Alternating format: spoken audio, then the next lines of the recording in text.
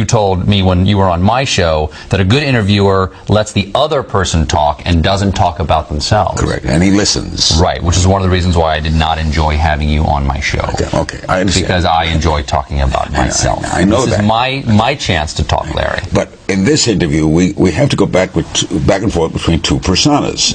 The play Stephen Colbert and the real Stephen Colbert. Which one did you invite? Because I never know who got the invitation, because we've got the same name and we've got the same social security number. It must be bewildering being you.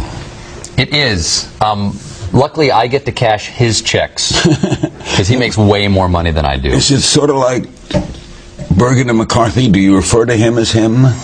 Ingmar Bergman and Joseph McCarthy? Edgar Bergen. Edgar Bergen. McCarthy. Yeah. Do you refer to him as him? I do. It's him.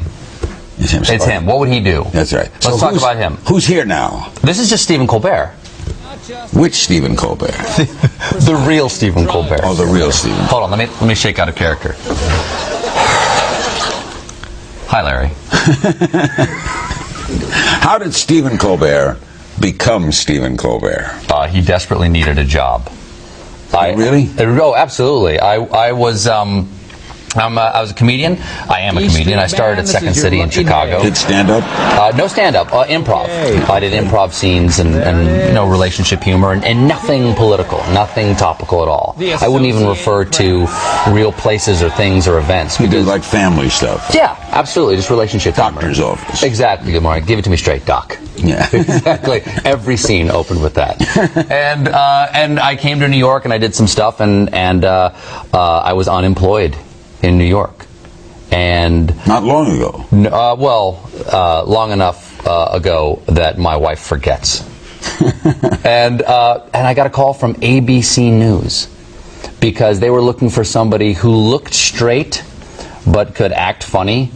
And, I feel perfectly comfortable in a Brooks Brothers suit and a regimental striped tie. So, evidently that was the qualifications. Because I had no other... For Good Morning America. And I had press credentials suddenly. And I worked for ABC News, where more Americans got their news than any other source. I know at the time. You remember that, yeah. But I have to say, legally I have to say that every time I say ABC News. No, they wanted me... They said they wanted me to do comedy in the morning for Charlie Gibson. You probably know him as Charles Gibson now, because he's got credibility for Charlie Gibson and Joan and Spencer, and they really just wanted me to quip, and so I did one piece for them. I quipped. I did one piece for them. I had a 30-minute exchange with Charlie Gibson, and I knew the writing was on the wall. They're never going to use me again. But I had been writing comedy. I'd written for Saturday Night Live briefly. I'd written for Dana Carvey, and I had press credentials from ABC, and The Daily Show had just started, and they called and they said, come meet us, and they said, what are you doing? And they looked at my resume and they said, you were genetically engineered to be a correspondent for this show. And I pitched them the stories that ABC wouldn't do, and they said, we'll hire you, and that's how it started. You only did one thing for ABC? I did two. One of them they immediately composted, and the other one they put on the air.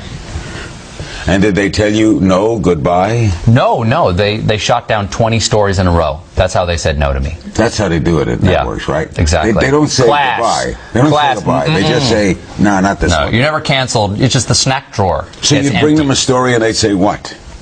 No. What else you got? I said, I got a baby at home I got to feed. What else? What can I do? Per story? Yeah. So you got one paycheck? I got one paycheck. You would do anything on the air, wouldn't you? Probably. Anything legal. Because it doesn't matter. It doesn't matter. Is it for attention? Of course. Of course. I'm the youngest of 11 children. I do everything for attention. And to impress girls. What else is worth doing other than impressing girls? Your mom or your wife? That's right. If you can impress them. You're done. That's what I tell my boys. Just impress the girls. How old are your boys? 9 and 5. I've got 8 and 7. Nothing like it. Oh, really? Right? It's incredible. It's a drug. What do they think of their dad? I tell them I'm professionally ridiculous. Oh, so they don't have to understand it. They don't quite understand. My daughter one day heard me on the phone. This was when she was turning about 10. She heard me on the phone, and I got off the phone. I was talking with a comedy writer, and I hung up the phone, and she was staring at me. She goes, You didn't mean what you were saying. I said, that's right. Daddy doesn't mean what he's saying. So she's beginning to understand irony. You don't know who you are. You leave the house in the morning as Stephen Colbert 1. You get to the studio, you become Stephen Colbert 2. And you get off the air, you go back to Stephen Colbert. There might even be a Stephen Colbert 3. Is there? I can't tell you where he goes. I might run for political office someday. By the way, no. A lot of people see this book, and I know you're about to ask this. A lot of people see this book as testing the waters for a run for political office. A lot of people are dissatisfied with the what office? I'm not a bridesmaid. Okay? I'm the bride. Are you saying here tonight? I am not saying anything, Larry. What are you asking me? Are you thinking about running for the big one? For God? Go down one more notch. One notch president. You thinking about it? Well, Larry, this question comes as a surprise, but obviously every boy's thought of it. And and when you look at a field like this, you're not impressed. I mean, there's some people who've got some good messages out there. I'm fine. I mean, Fred Thompson's got a great campaign slogan: "Do not disturb." And but I think maybe there's something I could offer the campaign on a state-by-state basis. I'm not saying I would target a state individually. See how you would do. Just a little test run. But I've made no decision, Larry. What state? What? What state? Well, I mean, I'm a native of South Carolina. That's seems like a natural place to start. I have a favorite son campaign. Excuse me? What party? Oh, I'm an independent, so I'd probably run in both parties. I let the people decide what party I belong in, Larry. I don't dictate the people's That's actions. a cop-out, you realize. Excuse me? It's a cop-out. It's a cop-out? What's the difference between a cop-out and courage? All the difference in the world. Not how I define it. You think it's courage to enter both primaries? Absolutely.